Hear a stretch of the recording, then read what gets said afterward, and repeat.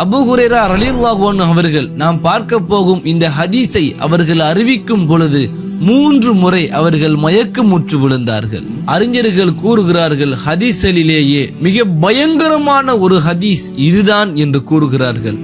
Abu Hurairah ரலியல்லாஹு அன்ஹு அவர்கள் அறிவிக்கின்றார்கள், அல்லாஹ்வுடைய தூதர் ஸல்லல்லாஹு அலைஹி வஸல்லம் அவர்கள் கூறியதாக, நரகத்திற்கு 3 மனிதர்கள் முதலிலே நுழைவார்கள். அதில் ஒருவர் மார்க்கத்தை படித்து அல் குர்ஆனை ஓதி பிறருக்கும் கற்றுக் கொடுத்த ஒரு ஆலிம். நபிகளார் ஸல்லல்லாஹு அலைஹி வஸல்லம் அவர்கள் கூறினார்கள், நாளை மறுமையிலே மார்க்கத்தை படித்து அதை பிறருக்கும் கற்றுக் கொடுத்த அல் குர்ஆனை தினமும் ஓதுகின்ற ஒருவர் வருவார். அவருடைய செயல்களின் காரணமாக அவருக்கு கிடைக்க போகும் எல்லா அருள்களையும் அவருக்கு காட்டுவான்.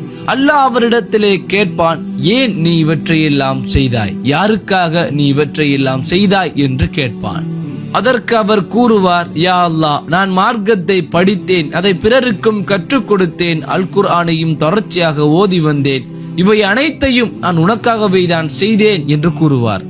அதற்கு அல்லாஹ் கூறுவான், நீ பொய் கூறிவிட்டாய், அல்லாஹ் தான் அனைத்தையும் அறிந்தவனே. ஆம், நீ அனைத்தையும் செய்தாய், ஆனால் எதற்காக செய்தாய்? உன்னை மற்றவர்கள் அறிஞர்கள் என்று போற்ற வேண்டும் என்பதற்காக, இவர் ஒரு ஆலிம், இவர் ஒரு அறிஞர், இவர் ஒரு ஹாஃபில், இவர் ஒரு காரி என்று கூறுவதற்காக, நீ பெருமை கொள்வதற்காகத்தான் அவை அனைத்தையுமே செய்தாய். மார்க்கத்தை இறைவனுக்காக எத்தி வைக்க வேண்டும் என்ற எண்ணத்திற்காக இல்லை. இதை நீ எனக்காக செய்யவில்லை, இதை நீ உனக்காகவே தான் செய்தாய். எனவே அவரை நரகத்திற்கு இழுத்துச் செல்வார்கள். லா இலாஹ இல்லல்லாஹ், அந்த அல்லாஹ் ஒருவன் தான் நம் அனைவரையும் பாதுகாக்க வேண்டும். அடுத்த நபராக ஒரு செல்வந்தர் வருவார். அவருக்கு அல்லாஹ் இந்த உலகத்திலே அனைத்து விதமான செல்வத்தையும் கொடுத்திருந்தான். அல்லாஹ் அவருக்கு கிடைக்க போகும் அவனுடைய அருள்களை அவரின் கண்முன் காட்டியபடி அல்லாஹ் அவரிடம் கேட்பான், நீ எதற்காக இவற்றையெல்லாம் செய்தாய்?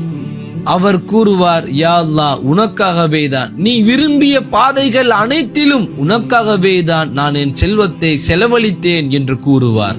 அதற்கு அல்லாஹ் கூறுவான், நீ பொய் சொல்லிவிட்டாய், நீ செலவழித்தாய், ஆனால் ஏன் செலவழித்தாய்?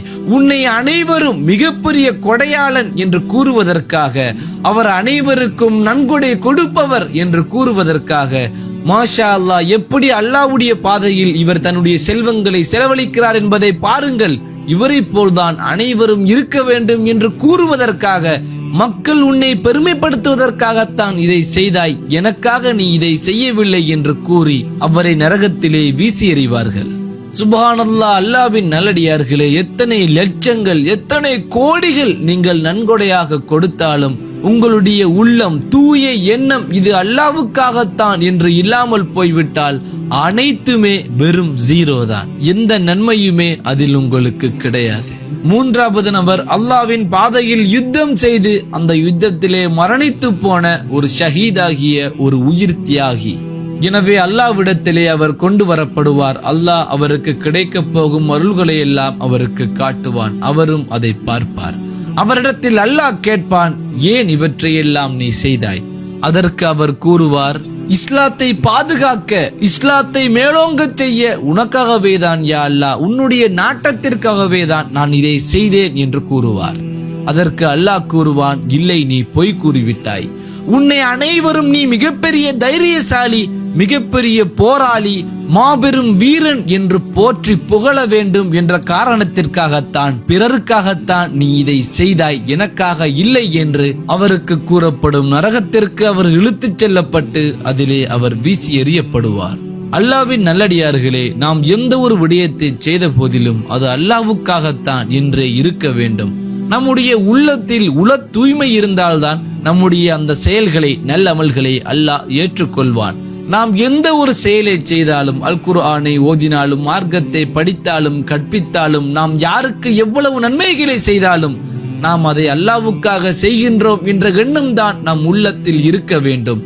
நாம் அதை பிறருக்காக செய்தால் நம்முடைய நன்மையை நாம் பிறரிடம்தான் எதிர்பார்க்க வேண்டும், அல்லாஹ்விடத்தில் இல்லை.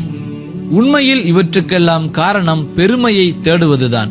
பிறர் நம்மை மதிக்க வேண்டும், பிறர் நம்மை புகழ வேண்டும், பிறர் நம்மை பெருமைப்படுத்த வேண்டும் என்று தேடுகின்ற அந்த பெருமைதான் இதற்கு முதல் முக்கிய காரணமே.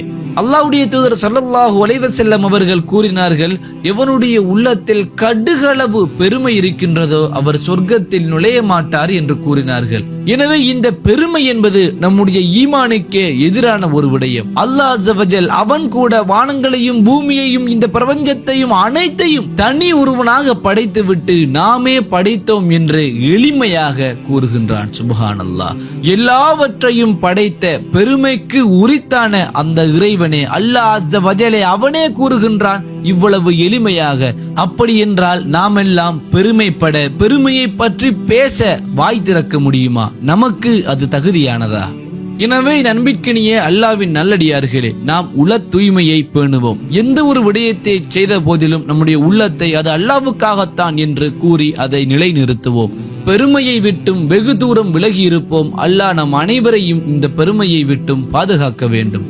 எனவே நமது தாவா முயற்சிக்கு சப்போர்ட் செய்ய விரும்பும் சகோதர சகோதரிகள் பேட்ரியோனில் நமக்கு சப்போர்ட் செய்யுங்கள். எனவே இன்ஷா அல்லாஹ் இன்னும் ஒரு வீடியோவுடன் உங்களை சந்திக்கும் வரை பாரக்கல்லாஹு லி வலக்கும். வஸ்ஸலாமு அலைக்கும் வரஹ்மத்துல்லாஹி வபரகாத்துஹு.